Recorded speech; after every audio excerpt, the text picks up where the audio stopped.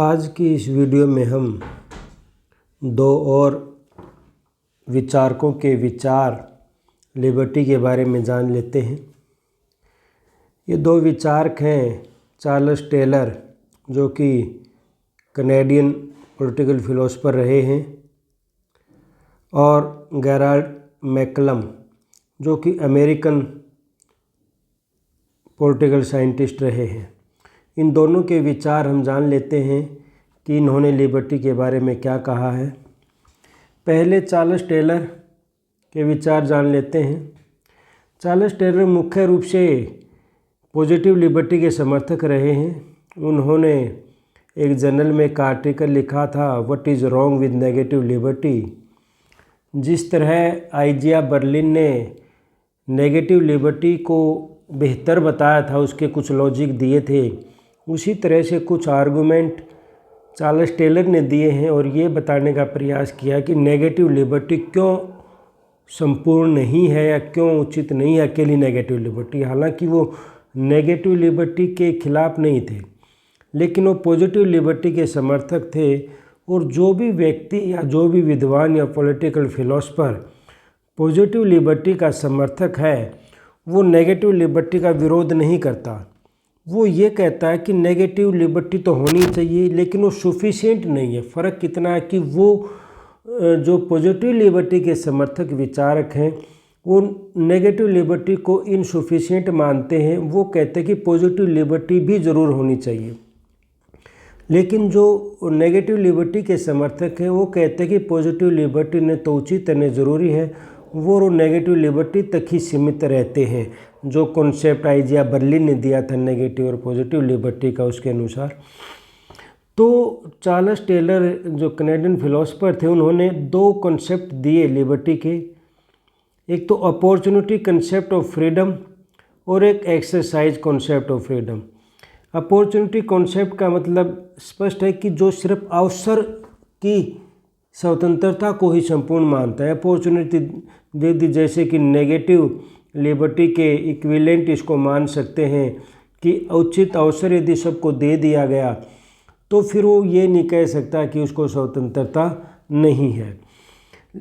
दूसरा कॉन्सेप्ट जो exercise concept है, ये पॉजिटिव लिबर्टी से मेल खाता है और ये कहता है कि जब तक जो फ्रीडम दी, यदि आप उसको एक्सरसाइज करने में सफल नहीं हो, एक्सरसाइज नहीं कर पाते हो, तो उस लिबर्टी का कोई ज़्यादा महत्व नहीं है।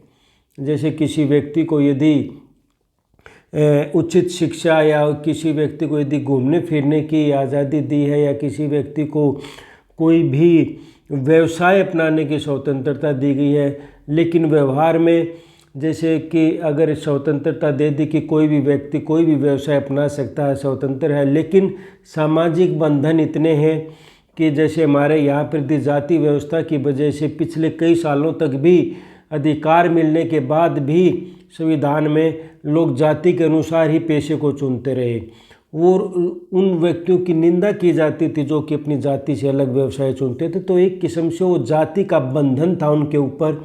उनको कानूनी रूप से समान अवसर मिलने के बावजूद भी उनको समाज के प्रतिबंध थे या उनके पास संसाधनों की कमी थी जो वो अपनी मनपसंद व्यवसाय नहीं चुन पाते थे। तो इसका मतलब वो उसको एक्सरसाइज नहीं कर पाते थे, उसका उपयोग सही तरीके जो मतलब उपयोग में उसको नहीं ला सकते थे जो उनको कानूनी रूप से मिला था। इसी तरह शिक्षा के स्वतंत्रता की बात भी आ सकती है, शिक्षा के अधिकार की बात है। यदि एक आदमी गरीब है, यदि एक आदमी के पास संसाधन उपलब्ध नहीं है, तो शिक्षा का अधिकार उसके लिए कोई मायने नहीं है। संविधान में हमें जैसे अधिकार दिया गया कि हमारे मौलिक अधिकारों का हनन होने पर हम किसी भी कोर्ट में, सुप्रीम कोर्ट में जाकर भी अपील कर सकते हैं, लेकिन व्यवहार में अगर एक व्यक्ति गरीब है, अशिक्षित है, तो सुप्रीम कोर्ट जाने की हैसियत उसकी नहीं है, तो उस अधिकार भले उसको मिला हुआ, लेकिन वो उसका कभी भी एक्सरसाइज उसको नहीं कर पाएगा।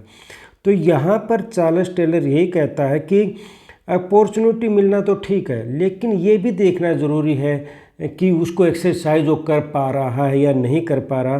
तो इसको दो कॉन्सेप्ट उसने दिए हैं, मतलब दो नाम दिए हैं अलग अलग कॉन्सेप्ट के, एक अपॉर्चुनिटी कॉन्सेप्ट और एक्सरसाइज कॉन्सेप्ट।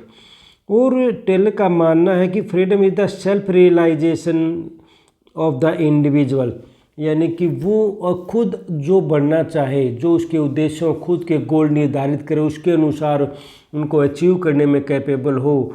जो कि मार्क्सिस्ट विचारक भी यही कहते थे कि सेल्फ रियलाइजेशन ही वास्तविक स्वतंत्रता है और उसके लिए समाज में असमानताओं का मिटना ज़रूरी है, समानता लानी ज़रूरी है, गरीबी बेरोजगारी मिटना ज़रूरी है। तो उसके लिए लोगों को कैपेबिलिटी, अमर्त्य सेन के अनुसार कैपेबिलिटी डेवलप होना आवश्यक है। तो ये कहते थे सेल्फ रियलाइजेशन जो इंडिविजुअल का, वही वास्तविक स्वतंत्रता है। Pure opportunity concept of freedom inadequate to attain freedom inclusive of self realization. वो कहता है कि सिर्फ अपॉर्चुनिटी कॉन्सेप्ट मिलने से व्यक्ति सेल्फ रियलाइजेशन को प्राप्त नहीं कर सकता, लेकिन साथ में फिर ये भी कहता है कि केवल exercising freedom does not lead to attainment of self realization, यानी कि अपने आप में कोई भी पूर्ण नहीं है। दोनों को जब जोड़ेंगे तभी व्यक्ति अपनी सेल्फ रियलाइजेशन, जो कि वास्तविक स्वतंत्रता टेलर ने बताया, उसको प्राप्त कर सकता है। One is not free if one is motivated through fear of false consciousness. यह कहता जब तक वो भय से या झूठी चेतना से प्रेरित है, फॉल्स कॉन्शियसनेस से प्रेरित है, जब तक व्यक्ति स्वतंत्रता प्राप्त नहीं कर सकता। फॉल्स कॉन्शियसनेस की बात मार्क्सिस्ट भी करते हैं और वो सच्ची चेतना लाने की बात करते हैं, जो कि मजदूरों में प्रोलेटारिएट क्लास में आएगी। तो यहाँ भी टेलर उसी तरह से कहता है कि उनमें उनको जागृत करना जरूरी है, उनको पता होना जरूरी है कि स्वतंत्रता क्या है, उसको कैसे रियलाइज किया जा सकता है। उसकी कुछ बुक है, ये भी देख लेना, कभी पूछी जा सकती हैं। Sources of the self, the malaise of modernity and a secular age, ये उसकी बुक लिखी गई हैं जो कि पूछी जा सकती है चार्ल्स टेलर की। अब दूसरा विचारक आता है गेरार्ड मैकलम, जो कि अमेरिकन है, और इनका ये कहना है जैसे कि आइजिया बर्लिन ने बताया था कि सभी आज तक की जो भी विचारक हैं या जो भी कॉन्सेप्ट दिए गए हैं लिबर्टी, उनको दो हिस्सों में बांटा जा सकता है, नेगेटिव लिबर्टी और पॉजिटिव लिबर्टी। और सभी विचारकों को किसी न किसी एक कैटेगरी में फिट किया जा सकता है, या तो नेगेटिव लिबर्टी के सपोर्टर रहे हैं या फिर पॉजिटिव लिबर्टी के। लेकिन जो गेरार्ड मैकलम इस बात को खारिज करता है, वो कहता है कि नेगेटिव और पॉजिटिव लिबर्टी का जो डिवीज़न है वो फ्यूटाइल है, बेकार है। वो एक नया कॉन्सेप्ट देता है कि किसी भी, और कहता है कि कोई भी थिंकर किसी भी कैंप में नहीं रखा जा सकता, उसके विचार उससे भी मिलते हो सकते हैं, नेगेटिव से भी पॉजिटिव से भी, ये रखना आसान नहीं है किसी एक कैंप में। और वो एक अलग बात कहता है कि एक फ्रीडम क्या है, फ्रीडम एक ट्रियाडिक रिलेशनशिप है, एक तिहरा संबंध है जिसमें एक्स में, वाई में और जेड में, इनमें एक संबंध है। और क्या संबंध है कि एक्स इज या is not is free from Y to do और नॉट टू डू, बिकम और नॉट बिकम जेड। इसका मतलब ये है कि एक्स यदि कोई व्यक्ति है, कोई चीज़ प्राप्त करना चाहता है तो फ्री होना चाहिए। वाई से यदि वो फ्री है या वाई से कोई बंधन है, मतलब काम करना चाहे या ना करना चाहे, दोनों चीज़ों में वो फ्री है, उससे कुछ करने के लिए कुछ ना करने के लिए। वाई यहाँ पर जो हैं वो सर्कमस्टेंसेस है, प्रिवेंटिंग कंडीशंस हैं, बाधाएं हैं, रिस्ट्रिक्शन है, या कोई इंटरफेरेंस है या बैरियर्स है, ये सभी इनसे फ्री है, इन चीज़ों से। बिकम और नॉट बिकम, कुछ बनना चाहे या ना बनना चाहे, उसकी मर्जी है। तो यहाँ पर तिहरा संबंध है, एक्स कुछ भी है और वाई जेड बनना चाहता है, और वाई से वो फ्री है। वाई यहाँ पर दूसरा व्यक्ति भी हो सकता है, दूसरी कंडीशंस भी हो सकती है, जो बैरियर्स हो सकते हैं।